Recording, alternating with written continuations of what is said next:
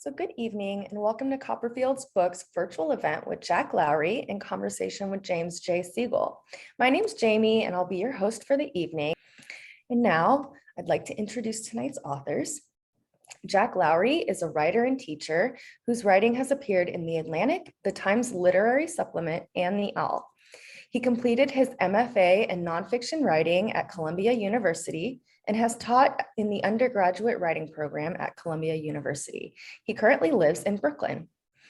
And in conversation with him tonight is James J. Siegel, who is the host and curator of the monthly literary speakeasy show at Martuni's Piano Bar in San Francisco. His poems have been featured in a number of journals, including the Cortland Review, Borderlands Texas Poetry Review, HIV Here and Now, the Goodman Project, and more. He currently lives in San Francisco.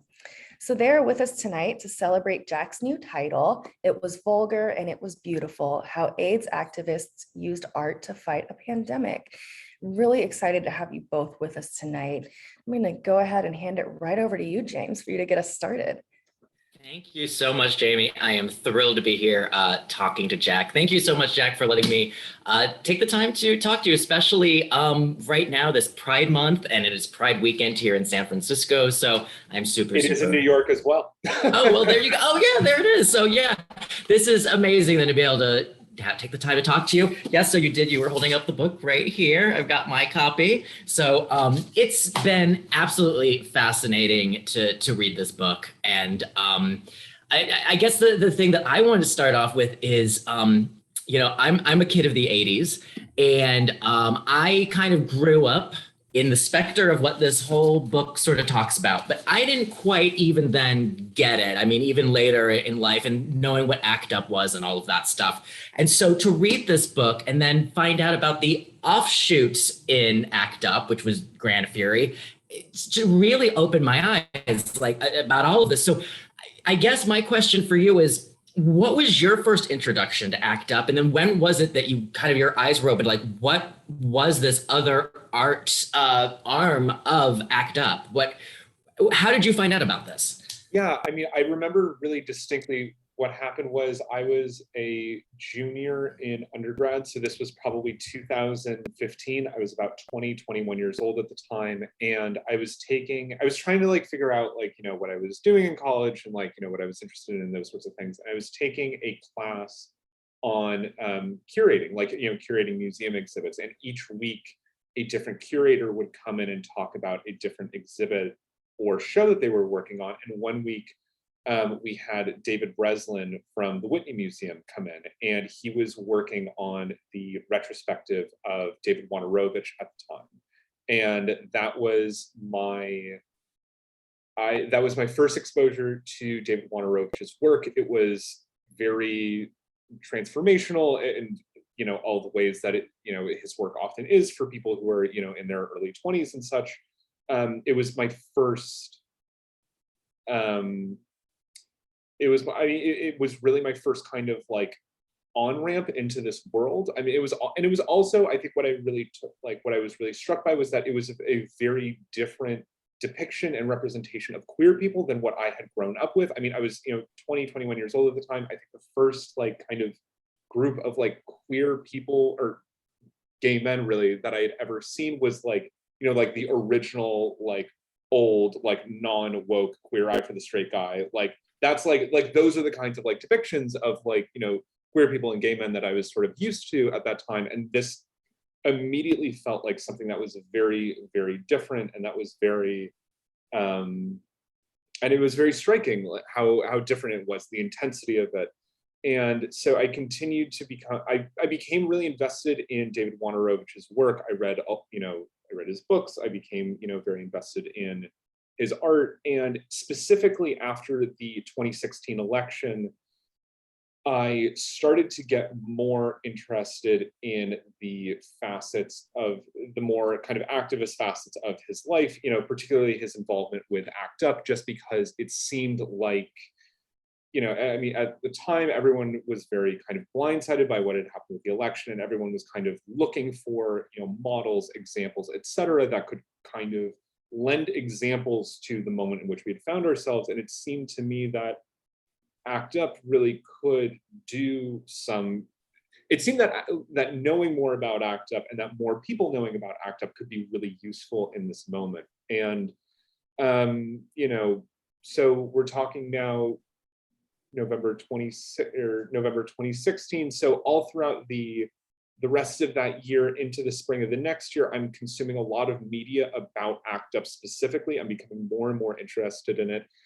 And the real kind of thing that launched my interest in Gran Fury, which was the particular collective within ACT UP that I wrote about, what happened was I was watching this old documentary that was produced in 1990 called Silence Equals Death. It's made by a German documentary maker named Rosa von Pruen.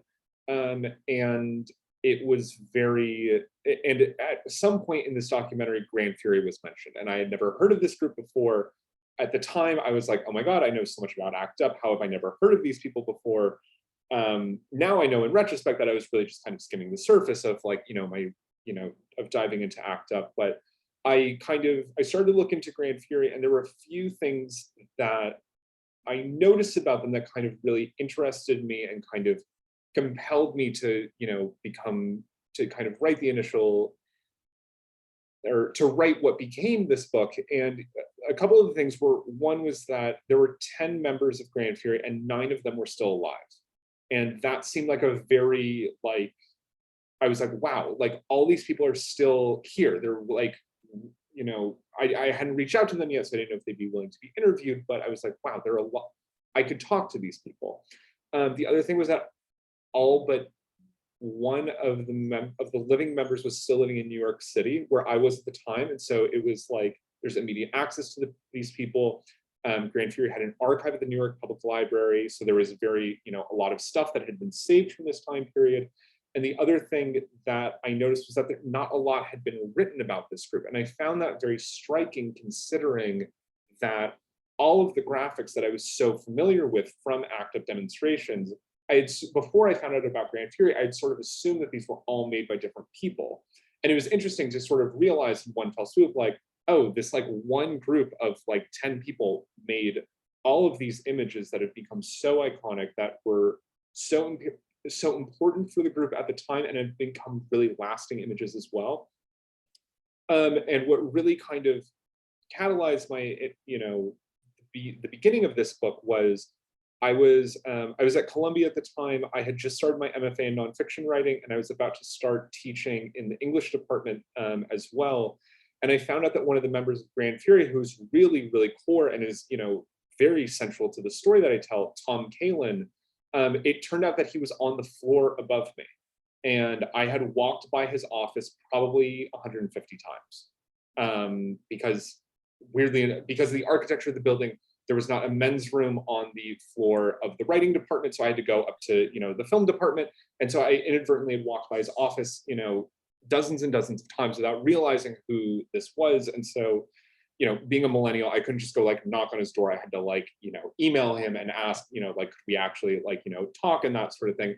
And he said yes. And that was one of the first interviews that I did for this book. And that's kind of what got the ball rolling.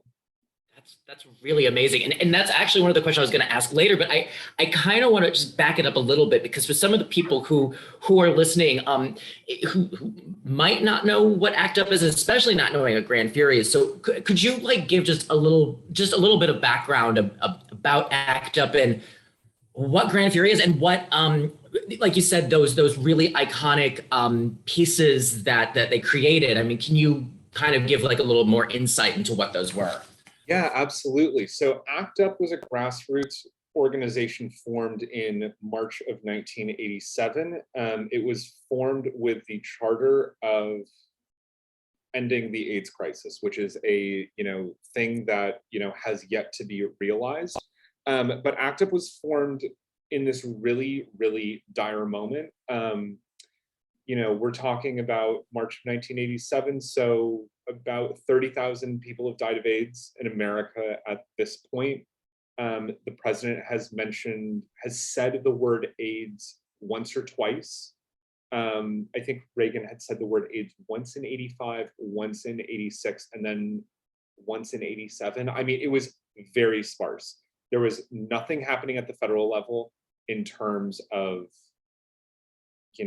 efforts to combat this, in terms of either bringing medications to market that would help people who are already HIV positive or stemming the spread of HIV. The most common response that was happening from the federal government at that time in terms of responding to the AIDS crisis was the idea of quarantining people who were HIV positive. And if you think about, and this is not like something that has just was suggested randomly by a conservative congressman in California in 1986 and in 1988, California voted on almost identical propositions that would have permanently quarantined people with AIDS. And those propositions both received over like 40% of the vote. I mean, they were both defeated, luckily, but it was not a, there was a sizable majority of the American public who agreed that this was how we should respond to the AIDS crisis. And if you think about what a quarantine for somebody who's HIV positive means, it's very, very different than quarantining somebody who has COVID. HIV was and still is incurable. So when you talk about quarantining somebody who is HIV positive, you're essentially saying that this person deserves a life sentence, that they should spend the rest of their life confined. And so I know that sounds like a lot of context, but I'm trying to illustrate the kind of moment that ACT UP is born out of and the frustration that ACT UP is born out of. 30,000 Americans have died of AIDS at this point, but those deaths are really, really concentrated in very particular communities. There was one person that I interviewed for my book, Jorge Sakaris, who lost 100 friends to AIDS between 1982 and 1985.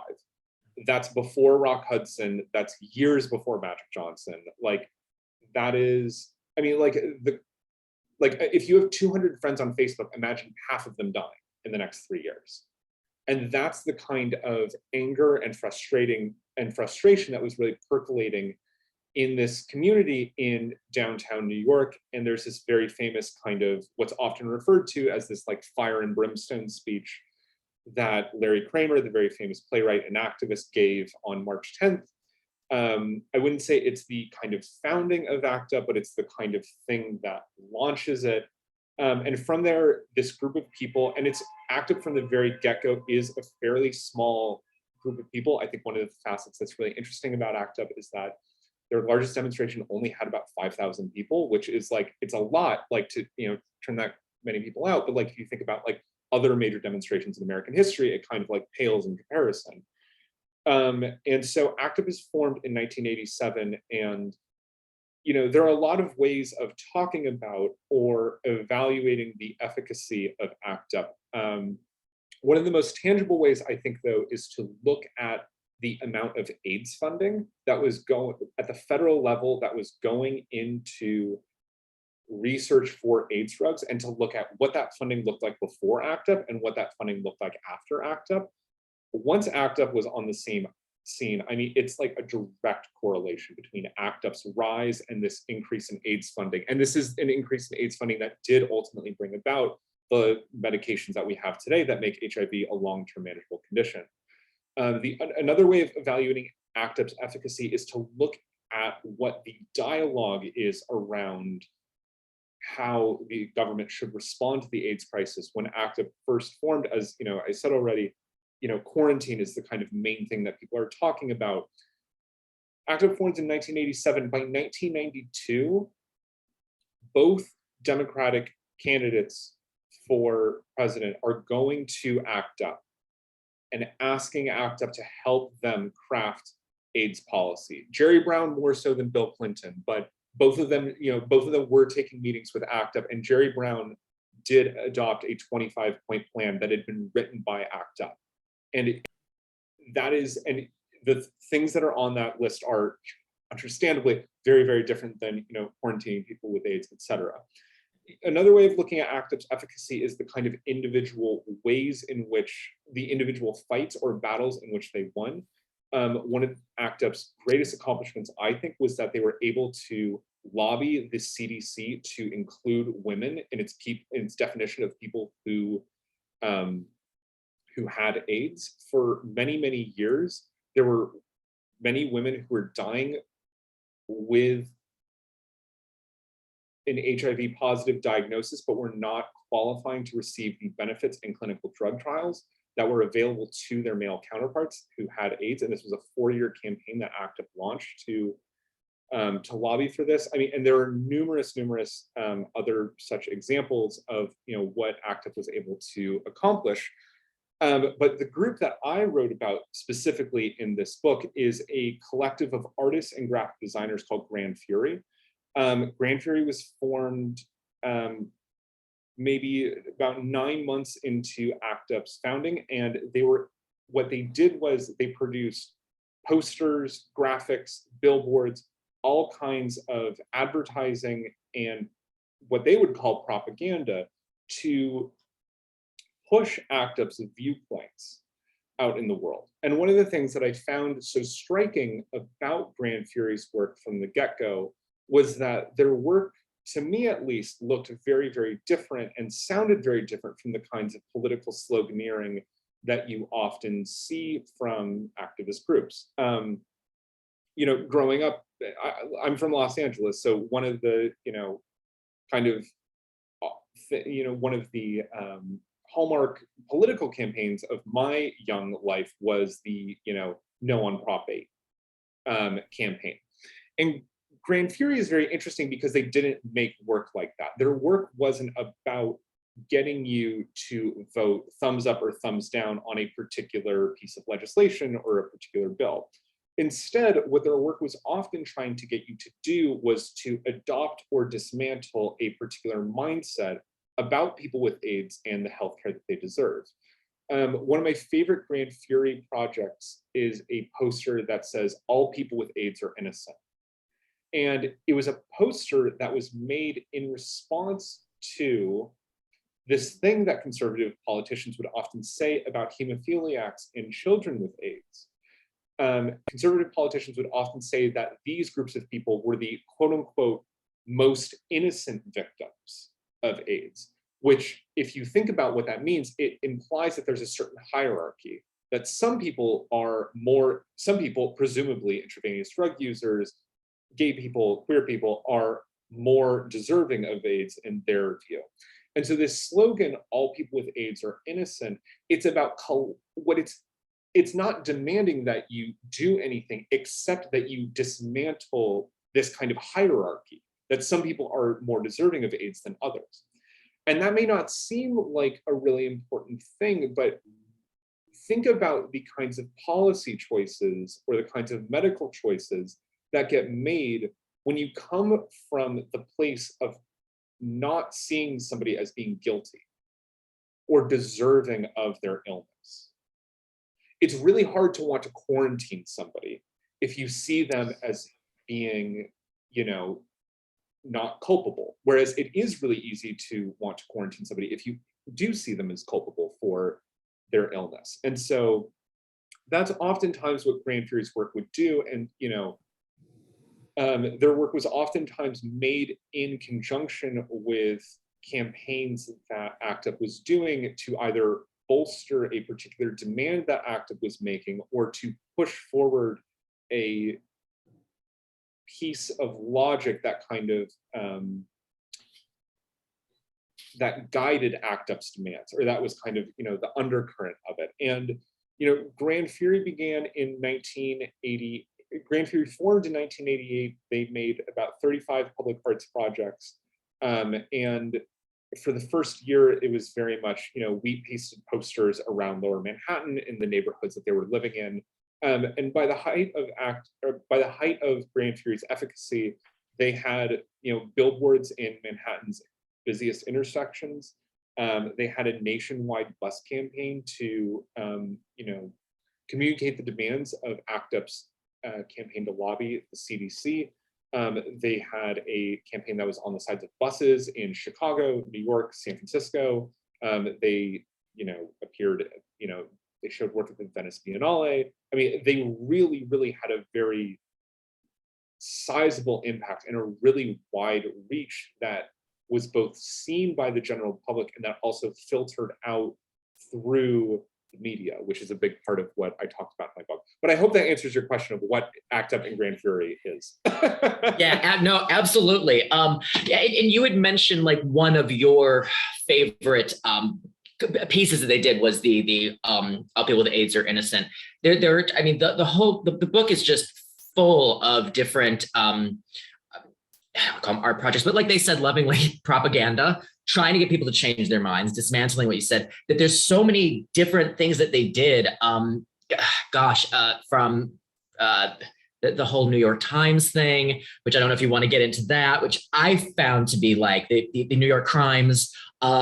So can you like, were there any, like when you were like researching this stuff, were there any of those sort of guerrilla tactics that they did that kind of like blew your mind that were like, wow, this is crazy?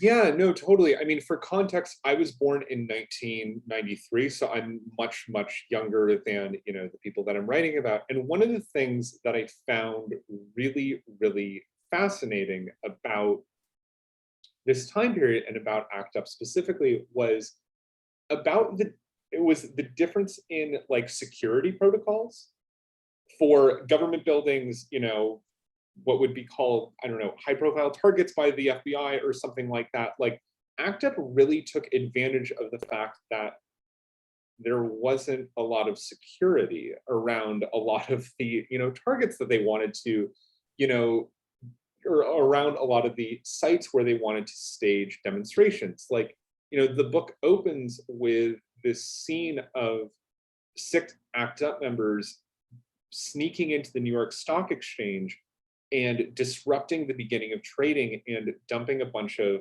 fake cash that had been made by Gran Fury. And these were fake dollar bills that had slogans like, fuck your profiteering, people die while you play business. Or another one said, white heterosexual men can't get AIDS, don't bank on it. And they dumped this, these piles of fake cash onto the floor of the New York Stock Exchange. And it's like, you can't do that anymore today. Like you would be shot. And it's because there was, and this was like, ACT UP, all of this stuff that I wrote about in my book existed pre 9/11. So a lot of these security measures that have been, put into place since then did not exist at the time. And so it was really wild to see the ways in which ACT UP took advantage of that. And then once they took advantage of those scenarios, placed Gran Fury's work in really strategic instances. I think one of my favorite things that I found and that I wrote about in this book was this one particular demonstration that was part of this campaign to include women in the CDC's definition of AIDS. And what ACT UP did was there was this big demonstration that they were doing in December of 1990 at the offices of the CDC. And there was this one kind of smaller, what was called an affinity group in ACT UP, which is a group of like 25 to 30 people who kind of devised their own plan to kind of supplement what was happening at the demonstration.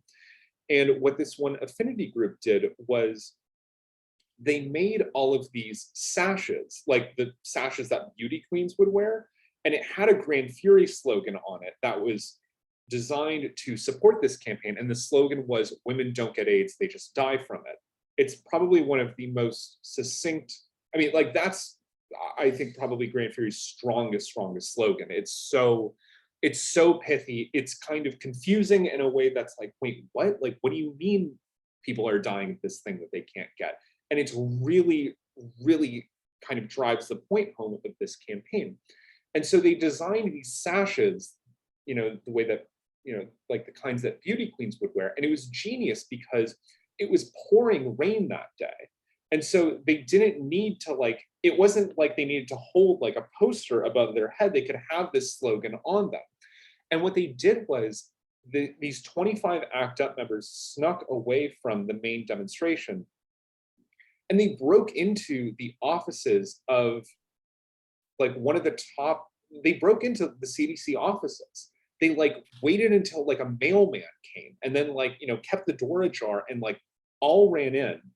And they got in and they tried to confront the head person at the CDC who was in charge of this AIDS definition. Of course, this person is like, like out to lunch or like isn't in the office. And so what they did instead was they just commandeered all the phones and fax machines. And they called all the local media and they said, we're here. This is the address. Come see what we're doing. And then what they did was they took over this one office that had like this huge floor to ceiling window. And they had all the media people gather outside and they took the sashes off and held them above their heads like banners. And I thought that was so genius that they would think to do this. And it was one of those things where it's kind of hard to tell how much of it had been planned in advance that they would, that these sashes could kind of double as these things that they wouldn't have to hold. But yeah, the ways in which ACT UP was able to use, or the ways in which, I don't know, ACT UP is really special in the fact that they weren't hindered by these, security measures that I think a lot of activist groups today are. And I think, that was something that really blew my mind, was the way that they were able to really exploit that and the way that they were able to really insert Gran Fury's work into those situations. Yeah, it really is brilliant. And the other thing that you brought up in the book that I kind of see if you want to touch on, because you were just saying, is that they really knew how to use the media. Like you said, they called them, they really worked hand in hand with the media. And can you talk a little bit about how like they would have demonstrations and then at the same time say, oh, now we're going to be going over here. So this thing's going to happen. You might want to get this on camera. Yeah. Can you just talk a little bit about that?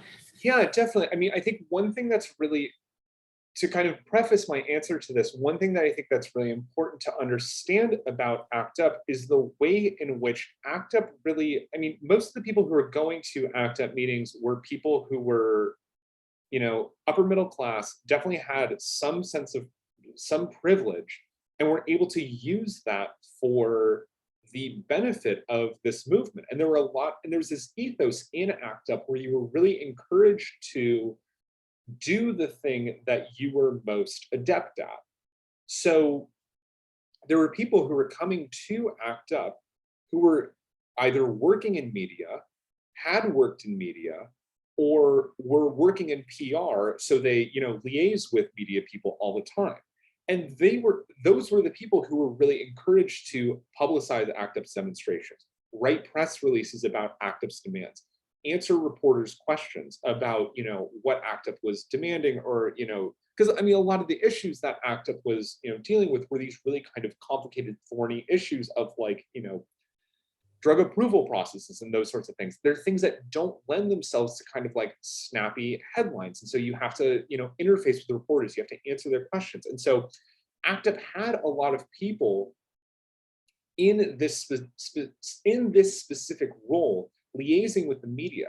And they were really good at it because they were already doing this as their day job.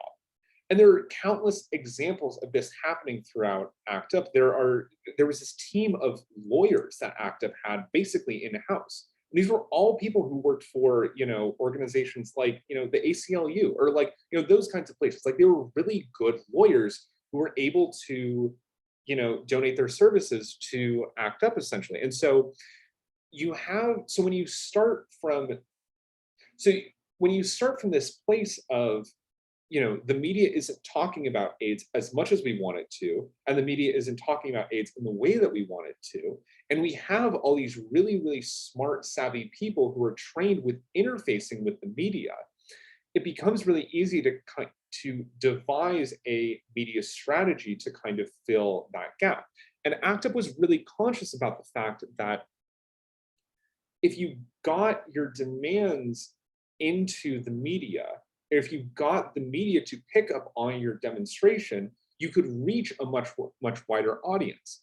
One of the most effective ACT UP demonstrations happened in October of 1988. It was their demonstration to lobby the FDA to expedite its drug approval process. The Gran Fury bloody handprint graphic was designed, or was adapted rather, for this specific demonstration.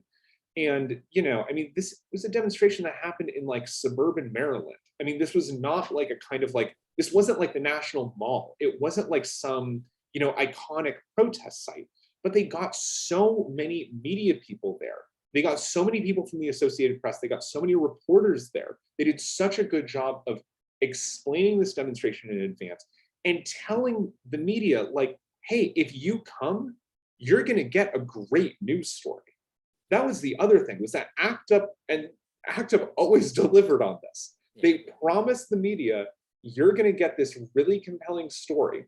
You're going to get these really compelling visuals, because we have this crew of graphic designers called Gran Fury. We're designing all these posters that are really, really amazing, and they're really stunning, and they're really succinct and pithy and funny. You have all these elements. You have drama, humor, everything that the media wants to cover. It's like, you know, I've heard this from so many ACT UP members of like, the media couldn't not cover us because we were just spoon feeding them stories. And, you know, once you have the media's attention, then you can do things like, you know, get these Gran Fury graphics into photos. And that is what really reaches people, because, you know, a demonstration that's held at the FDA headquarters in suburban Maryland is going to be seen by, like, you know, the people who work at the FDA and not that many other people. But if you get every major newspaper in the country to report on this, it's going to be seen by millions and millions of people. And that's ultimately how ACT UP was able to, you know, kind of make change happen. Yeah. And I think the other thing that's really great about your book, Jack, is that not only is it just filled with all of this great information, like you said, that this history of ACT UP and what was going on at the time and why this was so important. It's very human also. I mean, not only does it have so much information, things that I didn't know and learned about it, but it's like you really went into talking about who these people are behind the scenes doing this stuff. So I guess I guess I'll segue into the question that it's like, because you did get to interview these people, you got to talk to them. So what was that like? Did you get any, did everybody want to talk to you? How was that? How did you do it? What was the process like? And what did you take away from it? Yeah, I mean, before I answer those questions, I kind of want to preface my answer with something that may not seem obvious. And I want to explain why I wanted to really write about the individual members of Gran Fury and their story and what brought them to activism.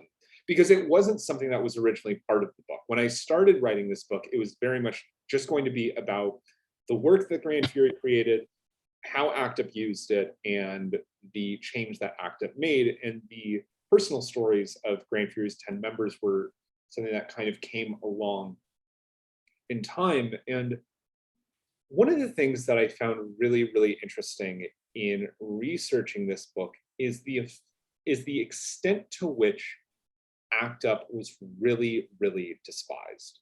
And it was not, I mean, and ACT UP was obviously despised by, you know, the Jesse Helms, the Sam Brownbacks of the world, the really conservative, homophobic, you know, politicians who were, you know, elected officials at the time. Those people hated ACT UP. That's not really surprising. What I really found surprising was the extent to which mainstream gay organizations were really, really opposed to ACT UP and were really, really hostile to ACT UP. Organizations like, you know, the Human Rights Campaign, GLAAD. I mean, there was one story that I heard from an ACT UP member, or not heard, this was something that I read about from Sarah Schulman's ACT UP Oral History Project, but one ACT UP member told a story about he was wearing a Silence Equals Death t-shirt, Silence Equals Death being the kind of hallmark graphic of ACT UP and the, you know, the first graphic that I chronicle in my book. He was wearing a Silence Equals Death t-shirt on the ferry out to Fire Island. And another gay man spit on him. Oh, wow. And that shocked me. I mean, I could see, I mean, it would be equally as terrible, you know, or actually, it's probably worse that a gay person did this. I mean, it would be like, you know, also terrible, like if, you know, a straight person did that. But that was really surprising to me, because ACT UP is something that's really like lauded and cherished as a part of queer history now, like from today. But back then, it was very much like this thing that a lot of gay people thought was too extreme. It was too drastic. You know, mainstream gay rights organizations were very much trying to present gay people as like, we're just like you, like, you know, that sort of a thing. And ACT UP was not interested in playing this like this game of assimilation. The ACT UP was interested in winning healthcare and medication and rights for queer people and people with AIDS. And so I wanted to include these personal stories in the book to try and understand why somebody would want to join this group that wasn't just reviled by conservatives, but was also reviled by like their own community, and that was not embraced by, you know, the larger queer community. And so that's kind of where I started from. And I think the other reason why I really wanted to write about these personal stories and include them in the book is because I think it's really hard to understand the extent to which people dedicated themselves to ACT UP. You know, a lot of people in ACT UP for 4 or 5 years did ACT UP work every night. I mean, 7 nights a week. They were either going to a demonstration, or they were going to the general meeting, or they were going to a smaller, like, you know, a smaller meeting of an affinity group, or they were doing planning. I mean, these people really dedicated themselves. And so I don't think that you can really understand why someone would do that unless you understand the kind of personal circumstances that they go through that lead to it. You know, there are a lot of, you know, I could talk about any member of Gran Fury, but one that really sticks out in my mind is Michael Nessline. He was kind of just living his life. He was, in his own words, he was very happily adrift. He was a cab driver living in New York. He had, you know, didn't really have a whole lot going on in his life, and I don't think he would. And you know, these are his words. Like, I don't think he would be very kind of.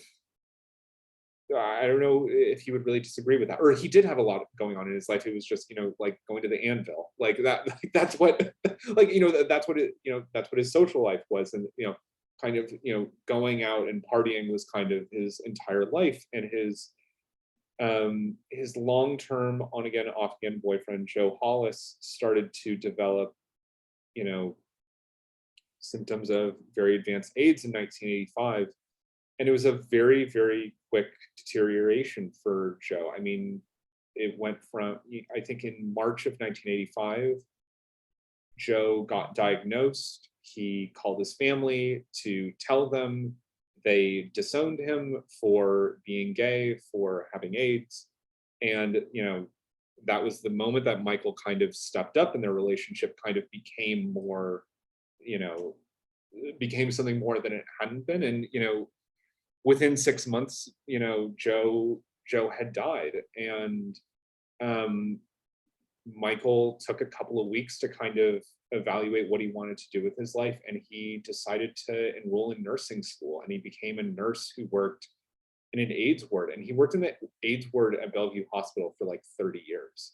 Like, this was somebody who really dedicated their life to that. And it was really, I think what I found really surprising and really interesting about Michael's story was that his partner dies in 1985. He enrolls in nursing school in 1986, and he still doesn't feel like that's enough, like to do something about AIDS, even though he goes into nursing school with the intention of working in an AIDS ward. And he joined ACT UP. And I mean, all of Gran Fury's members have, you know, similar stories like that, in terms of they either lost a partner, they were the caretaker for a best friend, they themselves were HIV positive, and, you know, kind of knew what the outlook was at that time. So I really wanted to include the personal stories to both explain why somebody would want to join ACT UP, to also explain the urgency that guided a lot of ACT UP's actions, and to also explain why these people so thoroughly dedicated themselves. And I mean, a lot of people after 5 years were really burned out, were really we're really tired. I mean, we have so much language around like self-care now that we did not have at that point in time, or that was not just kind of in the discourse at that point in time.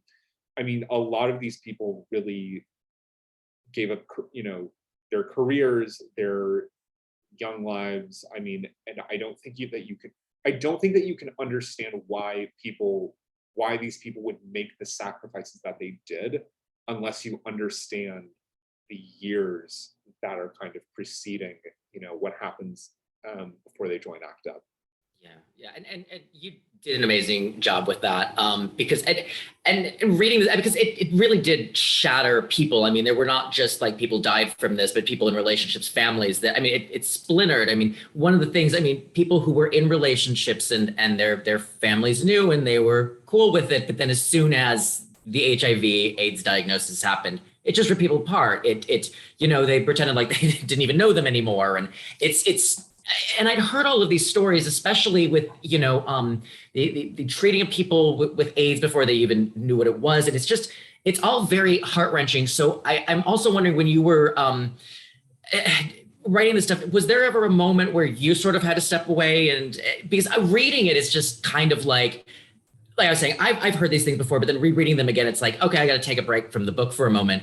Did you feel in that where it's like, did you get that feeling where it's like, okay, I need to take a little bit of a step back here for a second before I kind of keep going? Yeah, I mean, like, I think you have to really, yeah, I mean, it's a hard question to answer in terms of what I kind of get understanding you to be asking is like, what did you do when kind of faced with these, like, when faced with these stories, or like, how did you kind of cope with them yourself? And I think it's really, I think I had to like remind myself a lot of times that like these were things happening to other people, that they weren't happening to me, that it was also happening like at a different period of time. And also to like, I had to remind myself a lot of the time of like, you can put this down, you can go do the things that are normal. I mean, I started on this book when I was like 23 years old.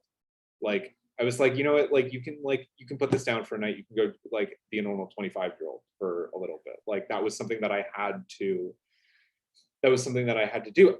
But I will say, that was also to kind of contradict myself about what I said about ACT UP not prioritizing self-care. Like, there was kind of a form of doing that within ACT UP, and it was the kind of like joyousness and the sexiness and the like vibrancy of ACT UP. I mean, everyone, like, ACT UP would hold its weekly meetings on Monday night, and then everyone would go out together afterwards. Like, you'd go out with your friends, you'd get like, margaritas or whatever at, at Benny's Burritos or like whatever, like place down the street. And like, I think that that's the other thing that I really wanted to include in the book, was that when people from ACT UP talk about like getting arrested at a demonstration or that sort of thing, they talk about the demonstration, they talk about what the demands were, they talk about the campaign that it was part of, they talk about, getting hauled off to jail, they talk about getting released, and then they talk about where they went for drinks afterwards.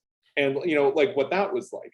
And it was kind of an important lesson as a 25-year-old who was like, writing this book, was like, yes, all of these people had absolutely like horrible, traumatic things that happened to them and all their friends, and they're incredibly scarred by it. At the same time, the way that they overcame it and the way that they dealt with it was like also making sure that there was lots of like joy and humor and sexiness in what they were doing. And so I get where you're coming from when you ask this question of like, how did you kind of like insulate yourself against this? But in a way, the answer to that question is like, I took a page out of ACT UP's book and I made sure that I was like also having fun in my own life, because it's like, you can't continue to do the kind of work that these people did if you're not also like enjoying yourself, if you're not also having fun. And I think that's arguably one of the reasons why ACT UP wasn't able to sustain its efficacy for an extended period of time is because it wasn't able to find a way to continue this sense of joy and liberation and sexiness that had been such a prominent part of the organization for so many years. Yeah, no, I think that's a great, very succinct answer to that. So we have like about 15 minutes left, I think, and we do have like a couple questions from the audience. And if anybody else wants to throw in a question in the Q&A, I think we could definitely try to get to it. But let's see. So someone did say it's a beautiful book, and they wanted to know a little bit more about your research process. How did you do your research? Yeah, so I mean, the first kind of research that I really started to do for this book was interviewing the living participants from Gran Fury. I was able to interview all 9 of Gran Fury's living members, which was a really incredible thing. But I think that one of the other components of the research for this book that was really important was interviewing other ACT UP members who weren't involved in Gran Fury, but who were involved in individual campaigns that Gran Fury made work for. And it was really interesting to hear their perspectives as well on what, on what Gran Fury had contributed, how Gran Fury had worked with these campaigns, etc. Some other avenues for research. I mean, one of the great things about ACT UP that we were kind of talking about earlier was that ACT UP did a really good job of publicizing itself. They did a great job of courting the media, working with the media, getting the media to communicate their demands. And luckily, a lot of that has been saved. I mean, there are a bajillion news articles about, ACT UP. There are tons of, there's tons of news footage of ACT UP. And the other, I'm trying to think of other kind of important avenues of research. The other thing is, and I haven't really mentioned this yet, but Sarah Schulman and Jim Hubbard did an oral history project with about 200 living ACT UP members called the ACT UP Oral History Project. And that was an incredible resource for me, because one of the things that I did early on in researching this book was I downloaded all of those interviews as PDFs and then had a searchable folder. So anytime I wanted to see what did people say about Michael Nessline, I could, just, Command F Nessline, and all of, whenever Nessline had come up in any of these 200 interviews, because they hadn't been indexed, unfortunately, came up immediately. Or anytime somebody had mentioned Gran Fury, came up immediately. So I think that those were kind of the main avenues for research. But I will say, the archival research, the video footage was really important, especially for reconstructing individual demonstrations that I wrote about. But I would say that the interviews with the 9 living members of Gran Fury were the kind of foundation of my research. And the other thing was that Mark Simpson, the one member of Gran Fury who is not still alive today, who was living with AIDS and died right before the life-saving medications that we now have came to market. He had begun work on a memoir that was unpublished at the time of his death.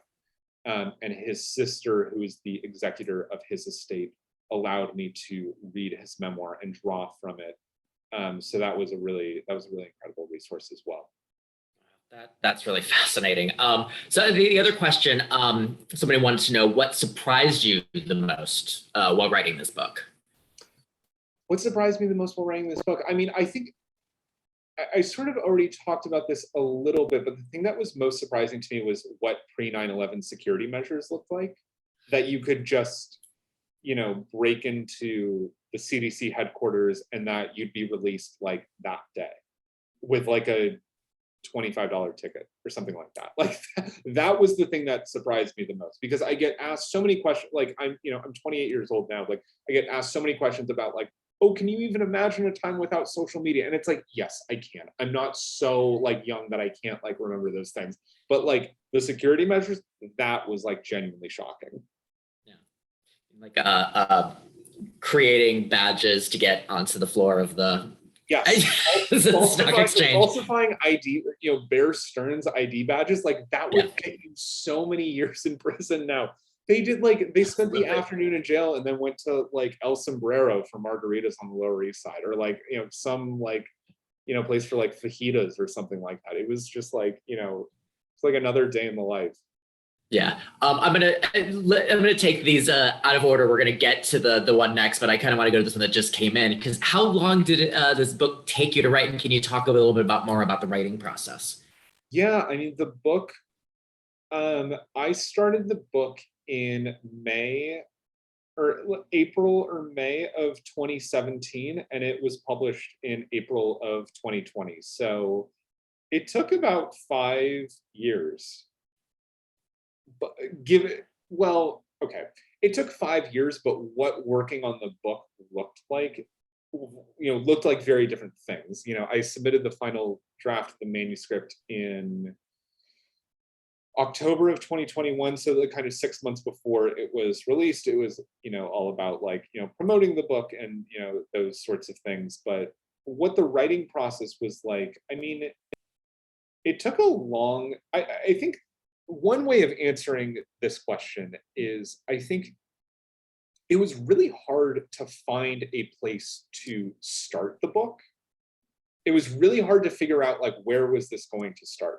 Because Gran Fury has this project that happens in late 1987. It's called Let the Record Show. It's like the thing that like that everyone has agreed upon is like gets the gang together, and they all decide after this like wildly successful thing, like, yes, we're going to like continue working as a collective. But there are friendships, relationships that exist a decade before that comes together. ACT UP is 9 months old at that point. There's a lot of stuff that happens there. And so it became really difficult to try and figure out where to start the book. And it also became very difficult to figure out like how much context I needed to bring to this story, so that somebody who is my age, who isn't familiar with the AIDS crisis, and particularly the early years of the AIDS crisis, so they can understand it as well. And so what I finally decided upon was I wanted to write about, I knew at a certain point that I wanted to write about the Silence Equals Death poster, which was not a Gran Fury project. It preceded both ACT UP and Gran Fury, but was very important in the founding of Gran Fury for several reasons, including that, you know, one of the members of the Silence Equals Death project later became a member of Gran Fury. And so I kept going further and further back, and finally I found a good starting place where Avram, this one member of Gran Fury, who is also one of the designers of the Silence Equals Death project, it was this story that he had told of the first time that his parents had met his partner, Don Yowell. The first time they met him, Don like woke up with just these like really, really terrible night sweats. And Avram's mom was a medical researcher and just said, kind of as an offhanded comment, like, something's wrong with his immune system. Like, this isn't normal. And I just decided to start there because I felt that it brought the context that you would need to understand, that a 20-something-year-old would need to understand about AIDS and the AIDS crisis. But yeah, I mean, it took years to figure out that I was going to start from that point. So that was probably the biggest part of that was the most difficult part of the writing process, was to figure out where to begin and how much context to include. Yeah. Wow. So I'm going to get to the final question of the night. I'm going to read the whole thing because it's very nice. The person said it was a treat to read your book, and as a young graphic designer out of RISD, I became friends or worked with some of the names that popped up in the book because of similar jobs and histories. So thanks for visiting this graphic vibrancy and voice. With your thorough research of a specific time, and given your time and age now, what attributes would you apply to current day messaging, even if it's just a therapeutic or a human connection takeaway? What attributes would you apply to current day messaging? Oh, is the question like what aspects of Gran Fury's messaging would you like suggest, like, contemporary graphic designers to kind of use today? Is that That's a good question. I think so. I think that's what. Yep. They just Okay, respond. Yes. Yes. We got the thumbs up. Okay, what aspects of Gran Fury would I apply today? I think there are a lot of things. I mean, I think one thing that's really important to talk about in terms with Gran Fury, and I love that this question because it's kind of hard to believe that I didn't mention this before, but one of the things that made Gran Fury so successful was that a lot of the members were graphic designers, people who worked for Madison Avenue advertising firms, and people who were art directors. I mean, these were people who were really enmeshed in the language of advertising. And I think that advertising demands a certain kind of rigor, but more specifically, it demands a certain kind of like succinctness. Like you have to get across your message like really, really quickly. And when you make activist work the way that an advertiser designs an ad campaign, the effect is very different. And I think that is something that's and making work with that mindset is, I think, very, very important and very powerful. I think some other more specific things, Gran Fury was not afraid of adopting graphics that looked like corporate or more mainstream graphic design. And in fact, it kind of became a strategy of Gran Fury's to make work that on the first look, or at first look, could almost look like a really commercial graphic design project. But it's like 1 degree off, and then you kind of look at it and you're like, wait, something's up here. Something's not quite what it's supposed to be. And then you look further into it. I think the other thing that I think that is really kind of applicable from Gran Fury's work is this idea of trying to get viewers to adopt or dismantle a particular mindset that is beneficial for a certain group, as opposed to making work that is more directly made in response to a particular piece of legislation or a particular bill. Other lessons from Gran Fury. I mean, I think one thing that's really important to think about with Gran Fury is that they were always making things in concert with, in response to, and building off of this larger organization. And in what I would argue, members of Gran Fury would disagree with me, but I think one of the biggest reasons why Gran Fury was not able to continue is because ACT UP had been the kind of wellspring of their ideas, of their issues, and ACT UP was fracturing, and ACT UP was losing efficacy. And so I think when you're enmeshed in that kind of group and you're really taking cues, I sort of feel like for graphic design to be effective in an activist context, you need it to be a part of a larger group, because you need the larger group to help you figure out what to make work about. And then you need the larger group to take your work and get it into the public sphere.